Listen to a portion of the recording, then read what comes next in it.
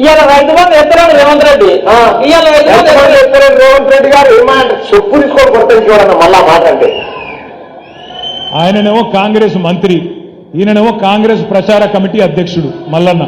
ఇద్దరు కూడా ఏమంటారు, చెప్పు తీసి కొడతాము రైతు బంధు పడలేదంటే అంటుంది. ఇవాళ నేను రాష్ట్రంలో ఉన్న 70 లక్షల మంది రైతులను అడుగుతున్నా, ఎవరెవరికైతే రైతు బంధు పడలేదో వాళ్ళని ఆలోచించమని అడుగుతున్నా. వీళ్ళని ఏ చెప్పుతోని కొట్టాలి రైతు బంధు ఏమని ఆలోచించమని అడుగుతున్నా. చెప్పుతోని కొడతారా, ఓటుతోని కొడతారా మీ ఇష్టం. చెప్పుతోని కొడతారా, ఓటుతోని కొడతారా ఈ ప్రభుత్వాన్ని మీ ఇష్టం. కేసీఆర్ ఉన్నప్పుడు వారం రోజులు వేసిండెట్లా, వీళ్ళకు 2-3 నెలలైనా ఎందుకు వేయలేదు ఆలోచించమని చెప్పి నేను కోరుతున్నా. రైతులు ఆల్రెడీ మంట మీద ఉన్నారు. క్వింటాల్కి 500 బోనస్ అన్నాడు, ఇచ్చిండా? రేపు ఇస్తాడా ఏప్రిల్లో? ఇయ్యకపోతే రైతులు ఊకుంటారా? సీరిసింత గట్టరు. 500 బోనస్ క్వింటాల్కు, మర్చిపోవద్దు తమ్ముళ్ళు, 500 బోనస్ ఇచ్చి తీరాలి. ఇయ్యకపోతే వాళ్ళ తరఫున మనమే గర్జించాలి, మనమే యాద్ చేయాలి. 2 లక్షల రుణమాఫీ అన్నాడు డిసెంబర్ 9 నాడు, సోనియమ్మ జన్మదినం. 2 లక్షల రుణమాఫీ. రైతులు మీరు పోయి ఉరికి తెచ్చుకోండి. ఇప్పటిదాకా తీసుకోని వాళ్ళు ఉంటే డిసెంబర్ 8 దాకా ఓన్రి పోయి తెచ్చుకోండి, నేను సంతకం పెడతా అన్నాడు. డిసెంబర్ 9 పోయింది, జనవరి 9 పోయింది, ఫిబ్రవరి 9 వస్తాంది. చేస్తాడా? చెయ్యడు, శాత కాదు. ఎందుకంటే గుంపు మేస్త్రి గారికి ఇదివరకు పనిచేసిన తెలివి లేదు. ఏదో ప్రతిపక్షంలో ఉన్నప్పుడు డైలాగులు కొట్టుకుంటూ అవతల పడ్డాడు. నోటికి ఎంత వస్తా అంత ఒర్రుకుంటా, కేసీఆర్ మీద బూతు పురాణం ప్రయోగించుకుంటా ఒర్రుకుంటా తిరిగిండు, ఒర్రుపోతాడు తప్ప ఆయనకేం తెలియకేదో మాట్లాడిండు, ఫసాయించిండు. ఇలా కింద మీద పడతాడు. అందుకే నేను అంటున్నా, 2 లక్షల రుణమాఫీ చెయ్యనందుకు, రైతు భరోసా చాలు చేయనందుకు, రైతు భరోసా చాలు చేయకపోగా ఉన్న రైతు బంధు వేయనందుకు, తెలంగాణ రైతన్నలు రైతు బంధు అడిగితే చెప్పుతోని కొట్టమన్నందుకు రేపు ఓటుతో కొడతారు కరీంనగర్ లోక్సభలో కూడా కాంగ్రెస్ పార్టీని అనే మాట నేను మీకు విజ్ఞప్తి చేస్తా ఉన్నా. అందుకే నేను మీకు అనేది, ఈ ప్రభుత్వం 45 రోజులలోనే చాలా మందిని శత్రువులను చేసుకున్నది. పాపం మా ఆటోలు నడుపుకునే అన్నదమ్ములు వాళ్ళు మార్పు కావాలని ఆయనతో ఓటేసింది. అందరే లేదు, కొందరు వేసారు. అందరూ వేసారని నేను ఎట్లా అంట, కానీ కొందరు పాపం ఆటోలు నడుపుకునే అన్నదమ్ములు అదేదో బోర్డు పెడతాడట, నెలకి గిన్ని పైసలు ఇస్తారట, సంక్షేమం అట, ఏదో అవుతుందట, కేసీఆర్ మంచిగానే చేసిండు కానీ ఈయన ఇంకా మంచిగా చేస్తాడట అని చెప్పి నీకు 2 సార్లు ఇచ్చినాం కదా, వాళ్ళకు ఒకసారి ఇస్తామని ఇచ్చిండు. ఏమైంది ఇచ్చిన పాపానికి? ఇలా వాళ్ళ కొంప కొల్లేరైంది. వాళ్ళు మంట మీద ఉన్నారు. 6.5 లక్షల మంది ఆటో డ్రైవర్లు, వాళ్ళ కుటుంబాలు ఇవాళ రెక్కాడితే గాని డొక్కాడని జీవులు, వాళ్ళు మంట మీద ఉన్నారు. వాళ్ళు ఎదురు చూస్తాండ్రు, ఎక్కడ దొరుకుతారు కాంగ్రెస్ వాళ్ళు?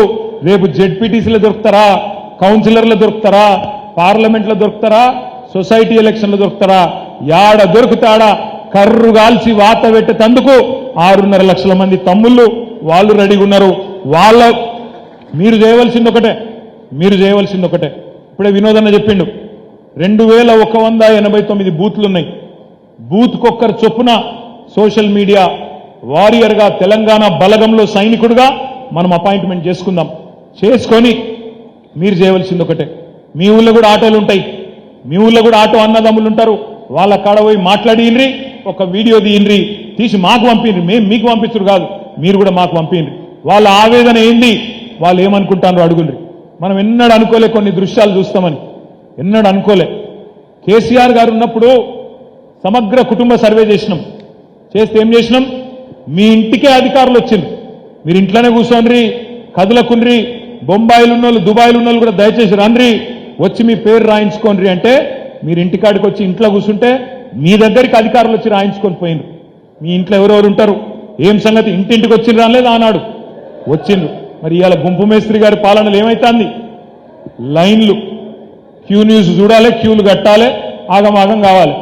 ఇలా క్యూలల్లో సొమ్మసిల్లి పడిపోయిన వృద్ధులు, పెద్ద మనుషులు, ఎరువుల దుకాణాల ముందు లైన్లు, ఇత్తనాల దుకాణాల ముందు లైన్లు, పవర్ కట్లు చాలైనాయి, మళ్ళా ట్యాంకర్ల దగ్గర కూడా లైన్లు చాలైనాయి.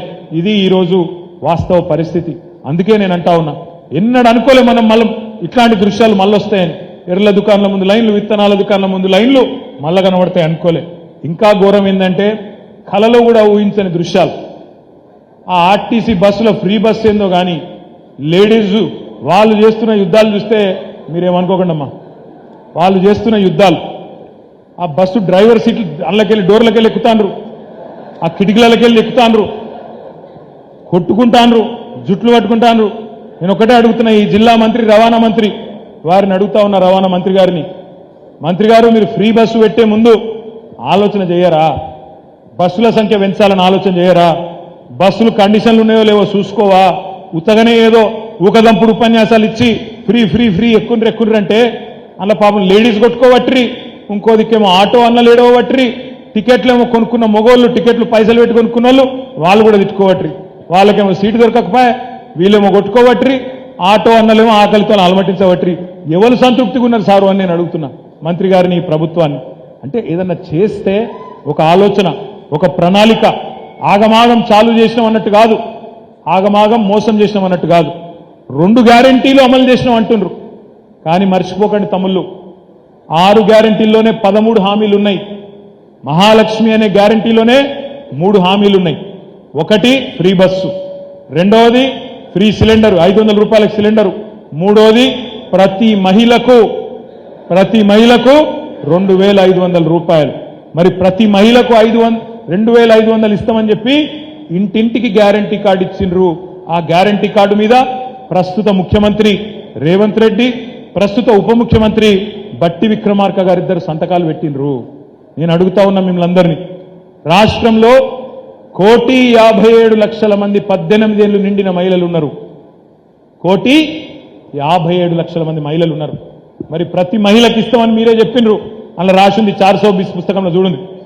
420 పుస్తకంలో మహిళలకు ప్రతి నెల 2,500 భృతి అన్నారు. 1,57,00,000 మంది మహిళలకు ప్రతి నెల 2,500 ఇయ్యాల్సిందే. తప్పించుకునే ప్రయత్నం చేస్తే సోషల్ మీడియాలో వాళ్ళ తాట తీసే బాధ్యత కూడా మీరు తీసుకోవాలని చెప్పి నేను విజ్ఞప్తి చేస్తా ఉన్నా. ఇడిచిపెట్టొద్దు. ప్రజల తరఫున ప్రశ్నించాలి, నిలదీయాలి, వాళ్ళ తాట తీయాలి.